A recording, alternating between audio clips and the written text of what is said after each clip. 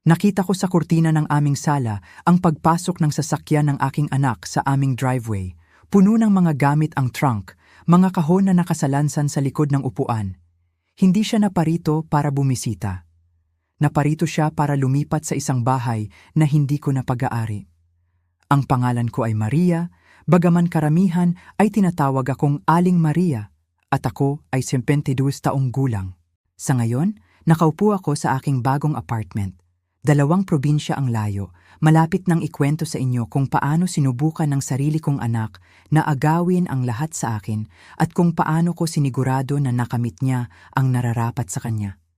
Kaya, bago tayo magsimula, payagan ninyo akong magtanong, saan kayo nanonood? I-drop ang inyong probinsya o bansa sa comments section dahil ang kwentong ito ay magdadala sa inyo sa isang paglalakbay at gusto kong malaman kung sino ang kasama ko. Nagsimula ito, 6 na buwan na ang nakalilipas sa isang ordinaryong hapon ng Martes. Biglang nagpakita si Lourdes sa aking pintuan. Hindi ito karaniwan. Ang hindi karaniwan ay ang folder na dala niya at ang paraan ng paghihintay ng kanyang asawa, si Jose, sa kotse imbes na pumasok para bumati. Ang aking anak ay palaging ambisyoso. Kahit noong bata pa siya, gusto niya ang pinakamalaking piraso ng cake, ang pangunahing papel sa dula sa paaralan, ang pinakamahal na damit para sa prom. Pinalaki ko siya para abutin ang mga bituin, ngunit sa kung saan, nagsimula siyang dumukot sa mga bulsa ng ibang tao. "Nanay, kailangan nating pag-usapan ng kinabukasan mo," sabi niya. Umupo sa aking sofa nang hindi nagpapaalam. Ang parehong sofa kung saan ko siya pinatulog noong sanggol pa siya. Ang parehong sala kung saan namin ipinagdiwang ang bawat Pasko sa loob ng 43 taon, mula nang bilhin namin ang bahay na ito ng yumaong asawa kong si Antonio noong 1982. Mukhang maayos naman ang kinabukasan ko. Sabi ko habang binibigyan siya ng tsaa na may honey at lemon na dati niyang paborito. Malusog ako, masaya, at nasa lugar kung saan ko gusto. Hindi niya hinawakan ang tsaa. Sa halip, binuksan niya ang folder at nagkalat ng mga papel sa aming coffee table na parang naglalaro ng baraha. Mga plano sa negosyo, mga aplikasyon sa pautang, mga pagtatasa ng ari-arian. "Nanay, masyado ka ng luma para maintindihan ang ginagawa ko," sabi ni Lourdes. Hindi man lang tumitingin sa akin. May pagkakataon kami ni Jose na magsimula ng isang maliit na consulting firm, pero kailangan namin ng kapital. Tunay na kapital, hindi lang basta-bastang pautang sa maliliit na negosyo na may mahihirap na kondisyon. Tiningnan ko ang mga papel. Sa ibaba ng isa, nakita ko ang aking address. Tinatayang halaga ng aking tahanan, 40 milyong piso. Naging mahal ang lugar na ito sa paglipas ng mga dekada. Ang halagang 4 milyong piso noong 1982 ay malaking yaman na ngayon dahil lang sa inalagaan ko ito ng may pagmamahal at pag-iingat sa loob ng mahigit 40 taon. "Ano ba talaga ang sinasabi mo?" tanong ko kahit alam na ng sikmura ko. "Ipagbenta na ang bahay, nanay. Hindi mo kailangan ng ganong kalaking espasyo. May mga magagandang retirement village, mga lugar kung saan makakasama mo ang mga kaedad mo, mga aktibidad, at hindi mo na kailangang mag-alala sa maintenance." Sa wakas ay tumingin siya sa akin at ang kanyang ngiti ay napakatamis na kayang manlinlang ng sinuman na hindi siya kilala. "Maaari kang mamuhay ng komportable sa bahagi ng pera mula sa pagbebenta at ang natitira ay makakatulong sa kinabukasan ng iyong anak. Hindi ba't iyon ang ginagawa ng mga ina?" Doon ko dapat siya pinalayas. Ngunit hindi ko ginawa dahil gusto kong makita kung hanggang saan siya pupunta. "Hayaan mong pag-isipan ko muna," sabi ko kay Lourdes noong araw na yon. Nakikita ang kanyang mukha na nagliliwanag na parang sumang-ayon na ako. "Talaga, nanay? Napakaganda niyan. Alam kong maiintindihan mo kapag narinig mo na ako." Mabilis niyang tinipon ang kanyang mga papel na parang magbabago ang isip ko. "Bibigyan kita ng 1 linggo para pag-isipan ang lahat. Maaari tayong makipagkita sa isang real estate agent sa susunod na Biyernes. Mayroon na akong naiisip na isa, magaling siyang makakuha ng pinakamataas na presyo para sa mga property na tulad ng sayo." Siyempre, mayroon na siya. Hindi ito bigla ang ideya. Ito ay isang plano, maingat na binuo, naghihintay lang ng aking pag-apruba. Pagkaalis niya, umupo ako sa kusina ko ng isang oras, nakatitig sa mga dingding na pininturahan ng aking asawa ng kulay asul na mapusyaw dahil gusto ko ang kulay na iyon. Si Antonio ay wala na 8 taon na at walang araw na hindi ko siya namimiss. Ngunit sa sandaling iyon, nagpasalamat ako na hindi siya nandito para makita kung ano na ang naging anak namin. Sa mga sumunod na araw, walang tigil ang tawag ni Lourdes. Kumusta lang po? Nanay, napag-isipan niyo na ba ang pinag-usapan natin? Nagpadala siya sa akin ng mga links sa mga retirement village, bawat isa ay mas nakalulungkot kaysa sa nauna. Mga kwartong pinagsasaluhan, nakatakdang oras ng pagkain, mga aktibidad tulad ng bingo at light exercises. Na parang ang pagtanda mo sa 70 ay pagpatay sa iyong utak. Ako ay 72, hindi patay. Nagmamaneho pa rin ako. Nagtatanim pa rin ako. Nagvo-volunteer pa rin ako sa library tuwing Miyerkules. May mga kaibigan pa rin ako, mga libangan, isang buhay. Ngunit para kay Lourdes, isa lamang akong sagabal sa pagitan niya at halos 1,000,000 piso.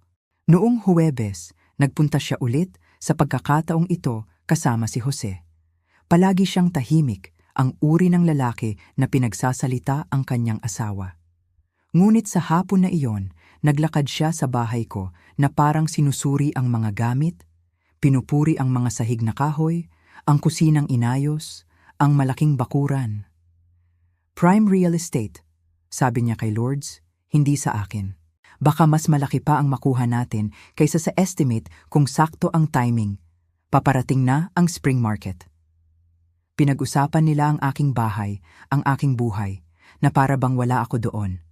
Nanay, may dala akong mga brochure dito, sabi ni Lourdes. Iniabot sa akin ang mga makikinang na pamphlet para sa mga lugar na tinatawag na St. Jude's Home for the Elderly at San Lorenzo Senior Living. Mga pangalang sinusubukang gawing mapayapa ang pagtanda imbes na ang tunay na kahulugan nito, ang pamumuhay. Kinuha ko ang mga brochure. Ngumiti ako. Ginampanan ko ang papel ng isang matandang babaeng nalilito na nangangailangan ng gabay ng kanyang anak. At habang ginagawa ko yon, pinagmamasdan ko sila. Tinitingnan sila. Nang gabing iyon, hindi ako makatulog. Paulit-ulit kong inalala ang pag-uusap, ang paraan ng pagkakasabi ni Lourdes ng kinabukasan mo. Na parang siya ang magpapasya nito. Bandang 2:00 ng madaling araw, bumangon ako sa kama at gumawa ng isang bagay na hindi ko ipinagmamalaki. Isang bagay na magpapabago sa lahat. Naiwan ni Lourdes ang kanyang telepono sa aking counter kanina habang nagbanyo siya. Nang bumalik siya, nagmamadali siyang umalis at napansin ko ito doon. Ang hindi ko nabanggit ay nakita ko ang kanyang passcode ilang buwan na ang nakalilipas noong pinapakita niya sa akin ang mga larawan ng kanyang bakasyon. 4 na simpleng numero, 0815, ang kanyang kaarawan. Alam ko rin ang password ng kanyang email. Humiling siya sa akin na mag-print ng isang bagay mula sa kanyang account noon at nakita ko siyang na-type ito. Hindi ko dapat na-access ang email ni Lourdes. Alam kong mahalaga ang privacy, kahit sa pagitan ng ina at anak. Ngunit may kung ano sa aking kalooban ang nagsabi sa akin na kung hindi ako titingin, pagsisisihan ko ito habang buhay.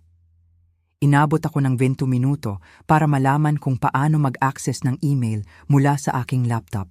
Hindi ako ganap na walang alam sa teknolohiya, ngunit hindi rin naman ako masasabing bihasa. Sa wakas, nakapasok ako. Ang unang ilang email ay mga ordinaryong korespondensya sa trabaho, mga kumpirmasyon ng pamimili, ngunit pagkatapos ay hinanap ko ang pangalan ko at bumagsak ang puso ko sa aking tiyan. Nanay, sumang-ayon na. Nagsulat si Lourdes kay Jose ilang oras lamang matapos ang aming unang pag-uusap. Well, sabi niya pag-iisipan niya, pero iyon na rin ay oo. Masyado siyang magalang para tanggihan ako sa harap niya. Bigyan natin siya ng 1 linggo para isipin na ideya niya ito, tapos ay gagawin natin. Nagpatuloy ako sa pagbabasa. Isa pang email, ito ay ipinadala kay Attorney Richard Chen, isang abogado para sa lupa. Kakailanganin nating mapabilis ang pagbebenta kapag pumirma na siya. Ang aking ina ay madalas mag-overthink at ayokong magbago ang isip niya. Maaari ba nating ayusin ito para maging pinal ang mga papeles kapag nagsimula na siyang pumirma? Nanginginig ang mga kamay ko, kaya muntik ko nang isara ang laptop. Ngunit hindi ko ginawa. Nagpatuloy ako. 3 email pagkatapos, nahanap ko ang nagpatuyo ng aking dugo.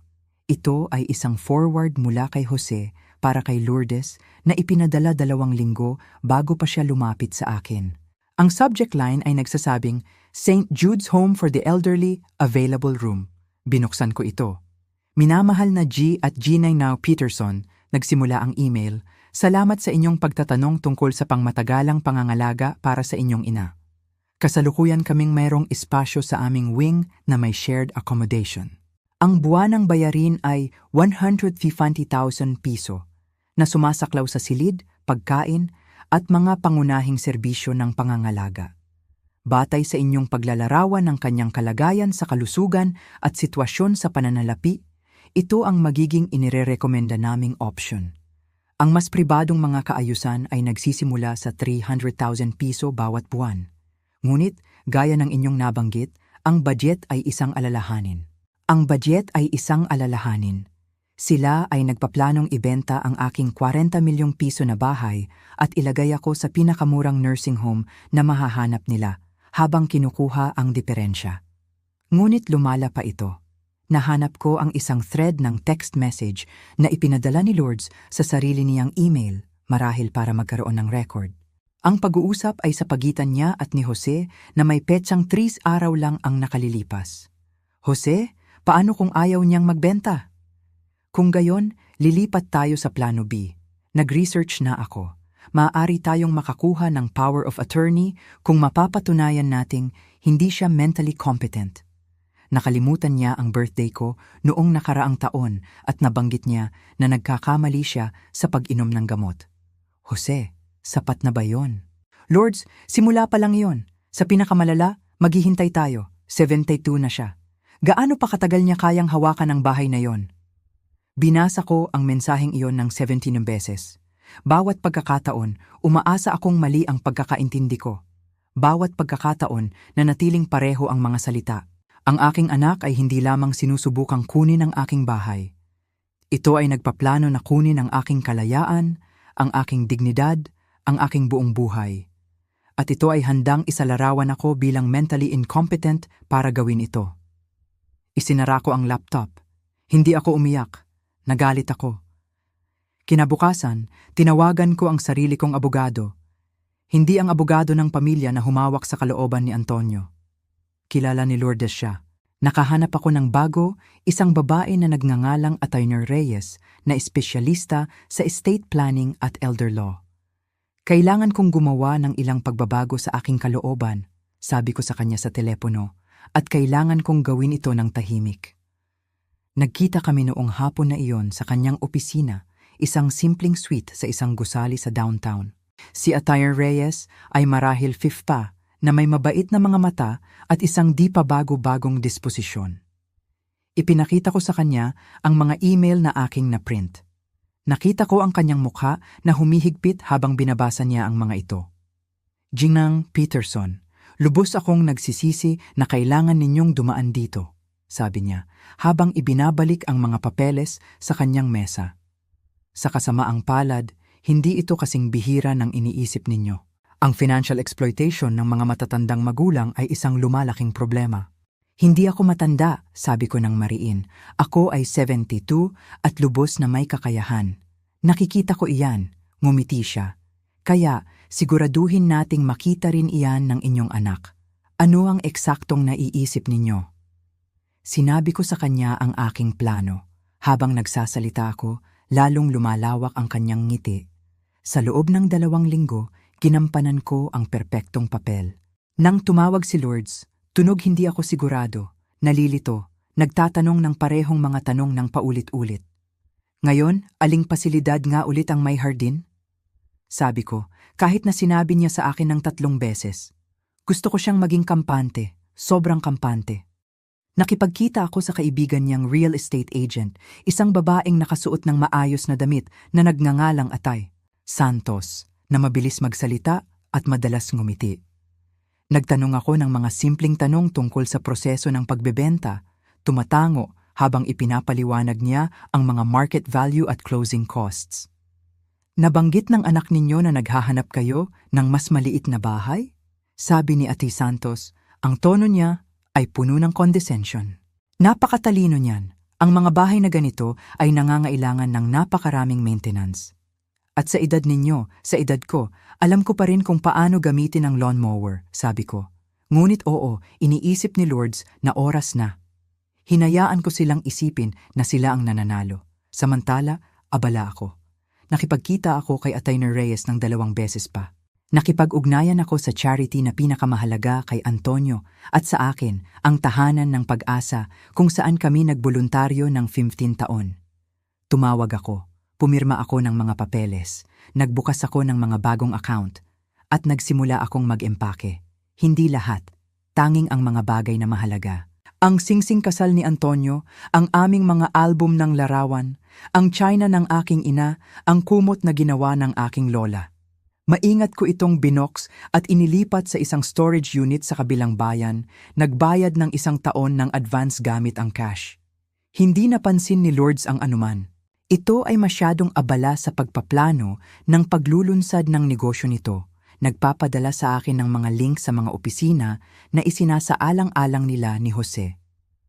Kapag naibenta na ang bahay, magkakaroon na tayo ng perpektong lokasyon, sabi nito sa akin sa isang pagbisita, ang mga mata nito ay kumikinang. Doon mismo sa downtown, may mga glass wall, modernong kasangkapan, walang luma. Ang salitang iyon muli, luma, na parang isang insulto. Na parang ang mga halaga na sinubukan kong ituro dito, katapatan, integridad, paggalang, ay mga luma ng konsepto na hindi na mahalaga. Mukhang maganda iyan, Hija, sabi ko, habang binibigyan siya ng tsaa na hindi niya iinumin. Nanay, alam kong mapapapayag mo rin siya. Hinaplos nito ang kamay ko na parang ako ay isang bata. Ginagawa mo ang tama. Tiyak na ipagmamalaki ka ni tatay sa pagtulong sa pamilya. Siguradong magugulat si Antonio, ngunit hindi ko sinabi iyon. Ngumiti lang ako at nagbilang ng mga araw. Ang pagpirma ay naka-schedule para sa Biyernes. Si Atty. Santos ay naghanda ng mga listing papers at si Lourdes ay nagayos ng lahat ng napakahusay na para bang nangangati ang balat ko. Magtatagpo kami sa real estate office ng 10:00 ng umaga. Dumating ako ng 15 minuto na maaga, suot ang parehong floral dress na isinuot ko sa libing ni Antonio.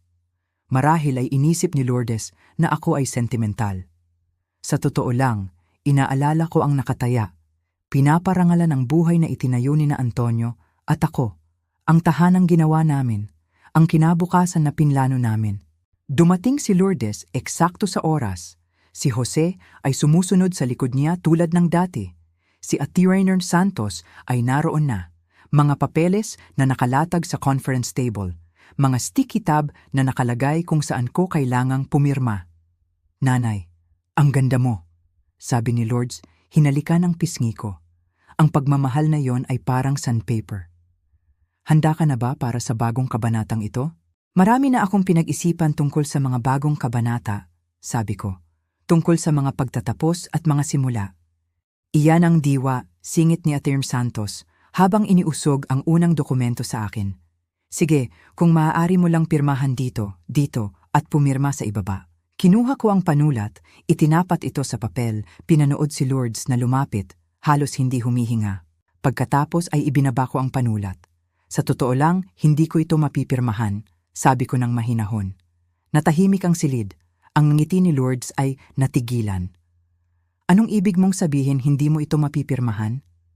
Nanay, napag-usapan na natin ito ng daan-daang beses. Sumang-ayon ka. Nag-isip ako tungkol dito, at nagdesisyon na ako, hindi ko ibebenta ang bahay ko. Hindi para punduhan ang negosyo mo, hindi ngayon, hindi kailanman. Nagdilim ang mukha ni Lourdes. Seryoso ka ba ngayon? Pagkatapos ng lahat ng ating pinlano, pagkatapos kong maglagay na ng mga deposito para sa espasyo ng opisina? Mukhang mahinang pagpaplano sa pananalapi sa panig mo? Biglang nagsalita si Jose. King Peterson, maging makatwiran. Hindi ninyo kailangan ang malaking bahay na iyan. Mag-isa ka lang doon. Sinusubukan ka lang tulungan ni Lourdes. Tulungan akong mapunta sa shared room na nagkakahalaga ng 150,000 piso kada buwan sa St. Jude's habang kinukuha ninyo ang natitira. Tanong ko ng mahinahon, na wala ang kulay sa kanilang mga mukha. Paano mo nalaman? Simula ni Lourdes. Paano ko nalaman ang tungkol sa iyong mga plano, tungkol sa mga email, mga text na bumabanggit sa aking sinasabing mental incompetence? Tiningnan ko ang email mo. Iyan ay paglabag sa aking privacy. Ang pagiging walang hiya ay halos nagpatawa sa akin. At plano mong ideklarang wala akong kakayahan para nakawin ang bahay ko. Sa tingin ko, pantay na tayo. Nag-ubo si Ate Mer Santos ng bahagya. Siguro dapat nating i-reschedule kapag nagka-cool down na ang lahat. Hindi magkakaroon ng rescheduling, sabi ko. Jing. Santos, pinahahalagahan ko ang iyong oras, ngunit hindi nakakailanganin ang iyong serbisyo. Naglakad ako patungo sa pinto. Hinawakan ni Lourdes ang braso ko. Malaking pagkakamali ang ginagawa mo. Kapag nag-iisa ka sa bahay na iyon, hindi mo na kayang alagaan ang iyong sarili. Huwag kang lalapit sa akin para umiyak. Tiningnan ko ang kamay niya sa aking braso. Pagkatapos ay ang kanyang mukha. Lourdes, mas gugustuhin ko pang mamatay nang mag-isa sa aking tahanan kaysa mabuhay ng isang araw sa ilalim ng iyong pangangalaga. Iniwan ko silang nakatayo doon at hindi na ako lumingon pa. Ngunit hindi pa ako tapos. Hindi pa nga malapit. Ang tunay na trabaho ay nagsimula noong Sabado. Noong Sabado ng umaga, muli akong nakipagkita kay Atin Reyes sa pagkakataong ito sa kanyang opisina na may notarista. Sigurado ka na ba talaga rito? Tinanong ako ni Atin Reyes sa huling pagkakataon. Kapag napirmahan na ang mga papeles na ito, wala nang makakagawa. Hindi ko pa kailanman naging mas sigurado sa anumang bagay sa aking buhay, sabi ko sa kanya. Pinirmahan ko ang deed transfer. Ang aking bahay na nagkakahalaga ng 40 milyong piso ay hindi na sa akin. Ito ay pag-aari na ngayon ng Tahanan ng Pag-asa, ang charity na sinuportahan namin ni Antonio sa loob ng maraming taon. Ang parehong santuwaryo na tumulong sa 12-dosenang kababaihan na makatakas sa pang-aabuso, makahanap ng trabaho at muling buuin ang kanilang mga buhay. Ang kasunduan ay simple. Maaari akong manirahan sa bahay hanggat gusto ko. Kapag umalis ako o namatay, ang ari-arian ay ibebenta at ang mga kita ay mapupunta sa santuwaryo. Walang isang kusing ang mapupunta kay Lourdes. Maaaring questionin ito ng iyong anak, babala ni Atty. Reyes. Hayaan siyang sumubok. Pinirmahan ko ang aking updated na kalooban, ang isa na nag-iwan kay Lourdes ng eksaktong $1 at isang liham na nagpapaliwanag kung bakit. Lahat ng iba pa, ang aking mga ipon, mga retirement account, mga personal na gamit ay hahatiin sa pagitan ng 3 charity at 2 pinsan na talagang nakipag-ugnayan sa mga nakaraang taon. Pagkatapos ay dumating ang bahagi na nagparamdam sa akin ng parehong pagkakasala at katuwaan. Aalis na ako. Nakakita ako ng isang magandang apartment sa Baguio, 2 probinsya ang layo. Isang kaibigan mula sa aking library volunteer group ang lumipat doon 2 taon na ang nakalilipas at nakiusap sa akin na bumisita. Nang tawagan ko siya at ipaliwanag ang sitwasyon, tinulungan niya akong makahanap ng lugar sa loob ng 1 linggo. Isang maliwanag na 2-bedroom na may balkonahe na nakatanaw sa ilog sa isang gusali na puno ng mga aktibong senior na nag-oorganisa ng mga book club at hiking trip. Kailan ninyo gustong ilista ang inyong bahay? Tanong ng property manager mula sa santuwaryo. Hindi pa ngayon, sabi ko. Kailangan ko ng mga 2 linggo para matapos ang paglipat. Pagkatapos niyon, maaari ninyong gawin ang anumang gusto ninyo dito. Ang 2 linggo na iyon ay parang isang malabong panaginip. Nag-hire ako ng mga movers, nagbayad ako ng cash. Mga taong hindi kilala ni Lourdes. Dumating sila noong Martes noong ito ay nasa trabaho. Nag-iimpake ng 43 taon ng mga alaala sa loob ng 8 oras. Pinatay ko ang aking cellphone para hindi nito ako maabot. Gusto ko ng radio silence. Pinanood ng kapitbahay ko, si Mang Ben, ang buong pangyayari mula sa kanyang beranda. Kilala niya ako mula pa noong 1980s, dumalo sa libing ni Antonio, nakita niyang lumaki si Lourdes. Maayos ba ang lahat, Aling Maria? Tanong niya habang isinasakay ang mga gamit ng movers. Maayos ang lahat, Mang Ben. Pupunta ako sa isang adventure. Ano ang sasabihin ko sa anak mo kapag naghanap siya? Sabihin mo ang totoo, sabi ko. Sabihin mo na umalis na ako. Umalis ako noong Huwebes ng umaga. Nagmamaneho ng aking lumang Honda Civic kasama ang aking pusa, si Whiskers, na umiiyak sa kanyang carrier sa passenger seat. Hindi ako nag-iwan ng sulat. Hindi ako nagpaalam. Iniwan ko lang ang mga susi ng bahay sa kusina kasama ang isang kopya ng deed transfer at isang simpleng tala. Ang bahay na ito ay hindi na sa akin para ibenta. Good luck sa iyong negosyo. Nagmaneho ako ng 3 araw, tumigil sa mga motel, kumain sa mga diner, nararamdaman ang pagiging mas magaan sa bawat milyang nilalayo ko ang sarili ko sa buhay na iyon. Hindi ko sinabi kay Lourdes kung saan ako pupunta, ngunit sinigurado kong malalaman din niya kalaunan. Nasa Baguio na ako ng eksaktong 3 linggo nang sa wakas ay mahanap ni Lourdes ang aking bagong numero. Hindi ko alam kung paano niya nakuha. Marahil ay tinawagan niya ang bawat kamag-anak hanggang sa may sumuko. Ito ay isang Martes ng gabi at umiinom ako ng tsaa sa aking balkonahe, nanonood ng paglubog ng araw sa ilog. Tumunog ang telepono ko, ang pangalan niya ay lumitaw sa screen. Hinayaan ko itong tumunog ng 4 na beses bago ko sagutin. Hello, nanay? Sumisigaw siya ng malakas, kaya kinailangan kong ilayo ang telepono sa aking tainga.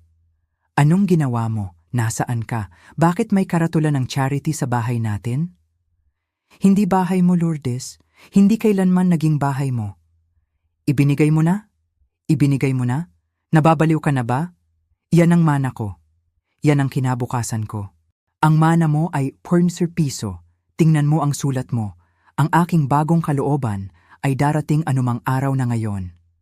Ang katahimikan pagkatapos ay napakakumpleto na inakala kong ibinabana niya ang telepono. Kung gayon hindi mo ito magagawa, kakasuhan ko ito. Kukuha ako ng abogado. May abogado na ako, isang napakagaling at lubos akong mentally competent kung sakaling nagtataka ka. Sinasabi ng doktor ko na matalas ako na parang kutsilyo. Inutos ko na i-document iyon kung sakaling subukan mong gawin ang kalokohan mong incompetency na pinag-usapan ninyo ni Jose. Narinig ko ang paghinga niya sa kabilang linya, mabigat at galit. Ito ay dahil hiniling ko sa iyo na magbenta dahil gusto kong tumulong sa pagsisimula ng negosyo. Anong uri ng ina ang nagpaparusa sa kanyang anak dahil humihingi ng tulong? Sabi ko ng mahinahon. Nabasa ko ang mga email, Lourdes, ang mga text, lahat iyon. Wala kang karapatan. At wala kang karapatan na planuhin ang buong kinabukasan ko nang walang pahintulot ko. Ngunit narito tayo. Isa pang mahabang katahimikan. Nang siya ay magsalita muli, nagbago ang kanyang tinig.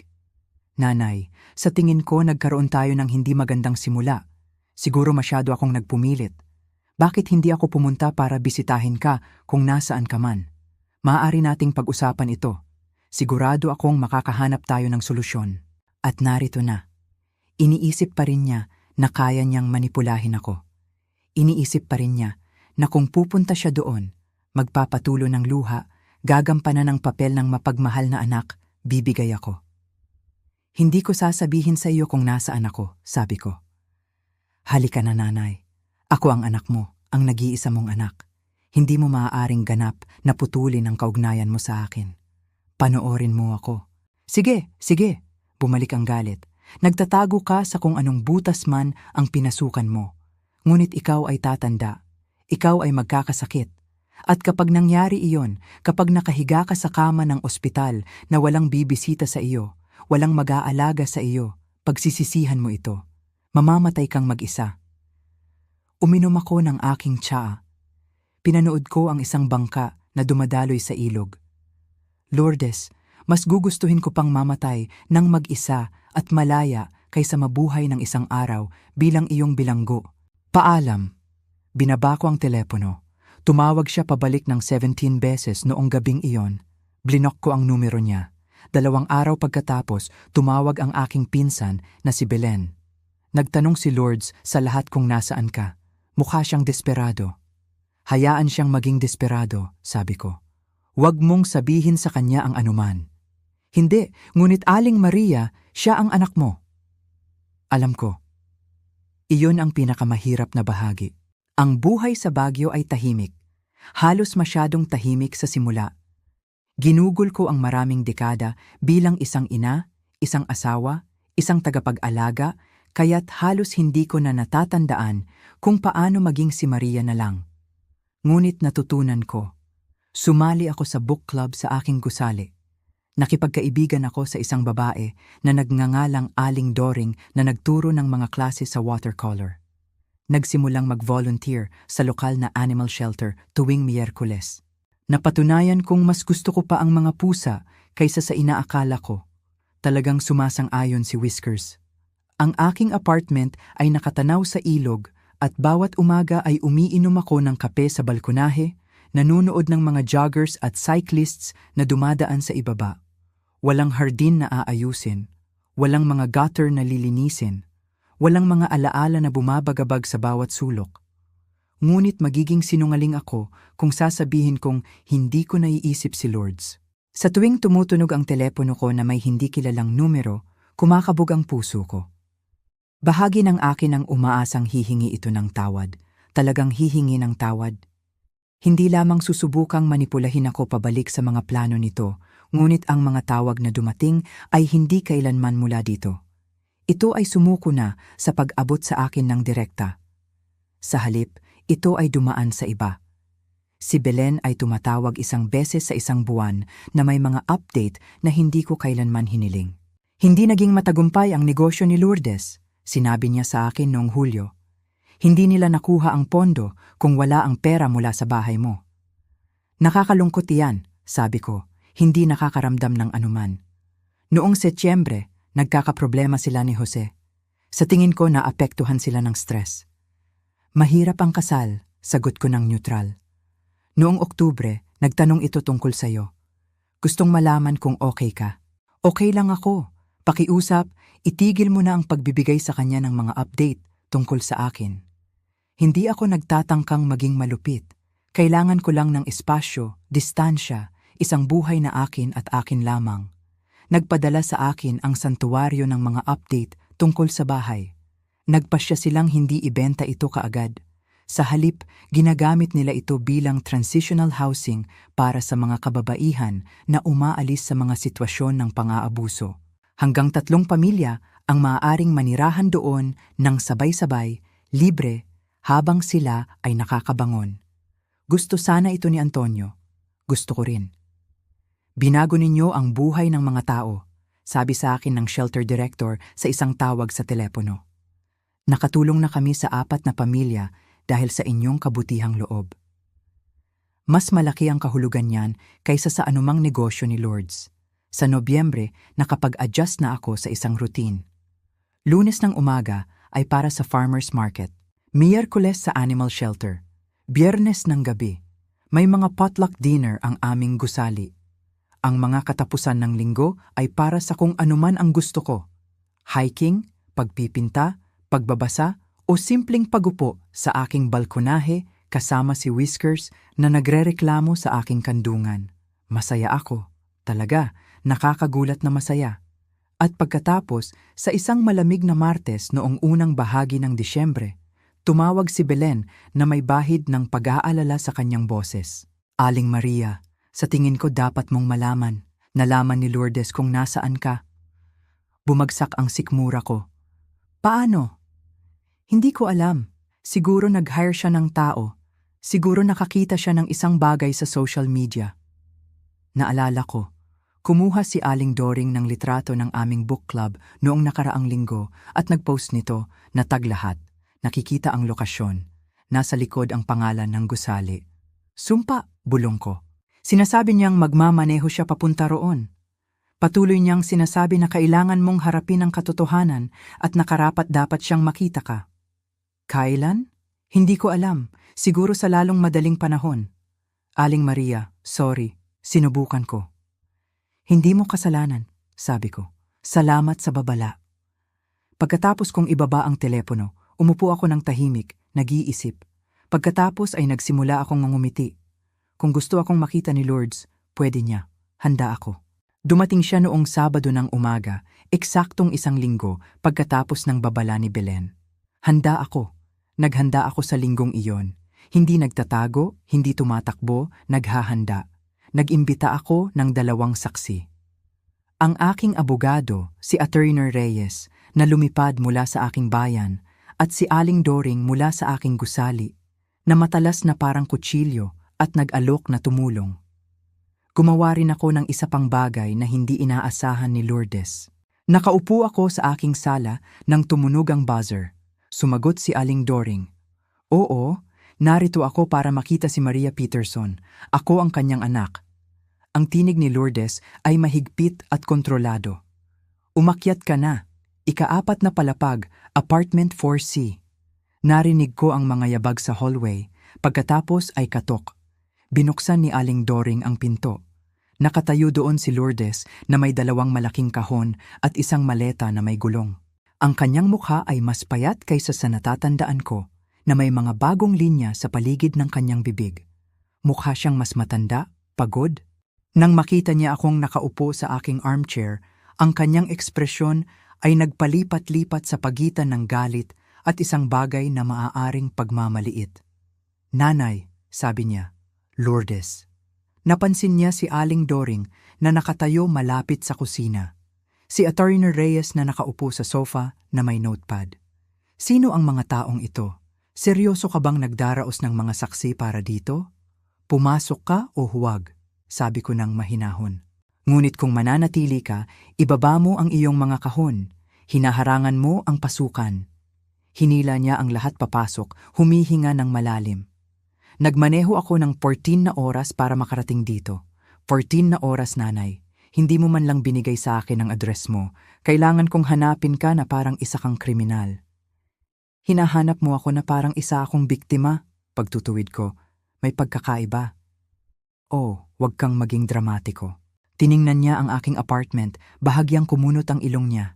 Dito ka nagtatago. Napakaliit. Perpekto ito. Lumipat siya para harapin ako ng lubusan. Okay, nakuha mo na ang punto mo. Galit ka tungkol sa isyu ng bahay. Naiintindihan ko. Ngunit tapos na ito. Narito na ako. Pag-usapan natin kung paano ito ayusin. Ayusin ang ano mismo? Ayusin tayo. Ayusin ang pamilyang ito. Nagkaway siya ng malakas. Hindi mo maaaring basta na lang iwanan ang nag-iisa mong anak dahil sa isang hindi pagkakaunawaan. Isang hindi pagkakaunawaan. Tumayo ako ng dahan-dahan. Lourdes, sinubukan mong nakawin ang bahay ko. Nagplano kang ideklarang wala akong kakayahan. Ilalagay mo ako sa isang murang nursing home at kukunin ang lahat ng pinaghirapan ko sa buong buhay ko. Hindi ko. Napahinto siya, napagtantong hindi gagana ang pagtanggi sa presensya ng mga saksi. Sige, marahil medyo lumabis ako sa pagpaplano, ngunit hindi ito naging mali siya, nanay. Kailangan ko lang ng tulong, at marami kang maibibigay, at kaunti lang ang mayroon ako.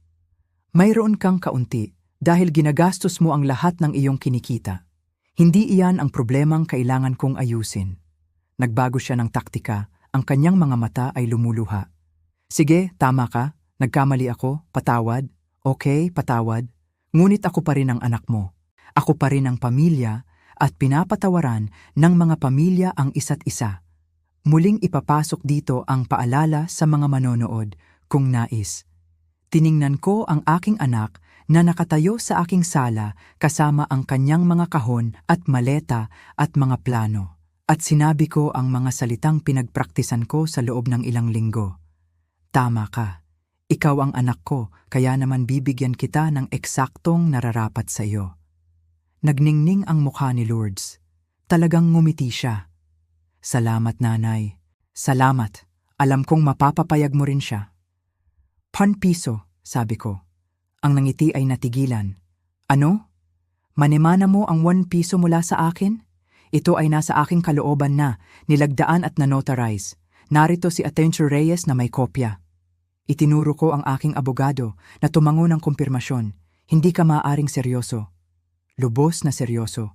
Ang iba ay mapupunta sa mga charity at sa mga pinsan na talagang tumatawag sa akin sa aking kaarawan. Huminto ako. Ang bahay na gusto mo sana, ito ay nagbibigay ng libreng tirahan sa mga biktima ng pang-aabuso. 4 na pamilya na sa ngayon. Mga totoong tao na may totoong problema, hindi mga pekeng emergency na ginawa para sa guilt trip ng iyong ina. Nagmaneho ako ng 14 na oras sa isang kotse na hindi ko inutos sa iyo na imaneho papunta sa isang apartment na hindi ko inimbita na dalhin ang mga kahon na ipagpapalagay kong naglalaman ng iyong mga gamit, na nangangahulugang plano mong lumipat dito nang hindi nagpapaalam. Mali ba ako? Hindi siya sumagot. Ang katahimikan ay sapat na sagot. Iyong mga kahon, ibalik mo sa iyong sasakyan, sabi ko ng mahigpit. Hindi ka mananatili rito, hindi ka welcome dito. At bago mo ako bantaan ng pag-abandona o kalungkutan o anumang manipulasyon na inihanda mo, hayaan mo akong iligtas ka sa abala. May mga kaibigan ako. Mayroon akong komunidad. Mayroon akong buhay na itinayo ko nang wala ka at mas mabuti ito kaysa sa anumang mayroon ako dati.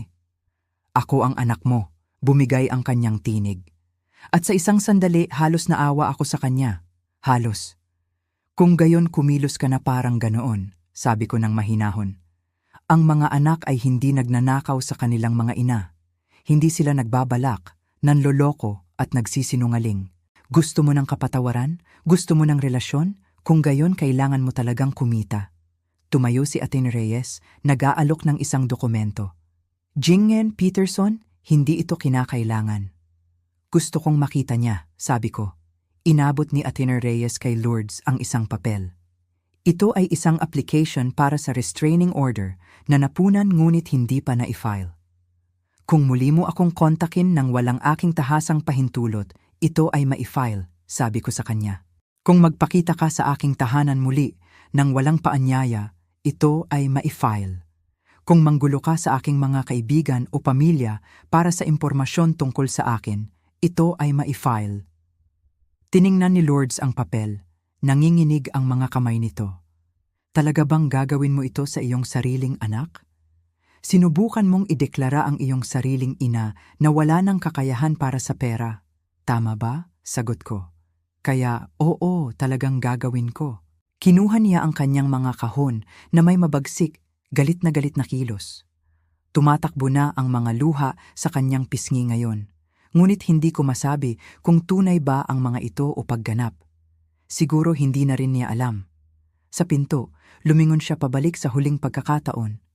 Magsisisi ka rito. Ang tanging pinagsisisihan ko, sabi ko, ay ang hindi paggawa nito ng mas maaga. Umalis siya. Nagsara ang pinto. Narinig ko ang kanyang mga yabag na humuhuni sa hallway. Si Aling Doring ay dumating at umupo sa tabi ko, marahang inilalagay ang kanyang kamay sa aking balikat. Si Atarian Reyes ay nagsimulang mag-impake ng kanyang mga papeles.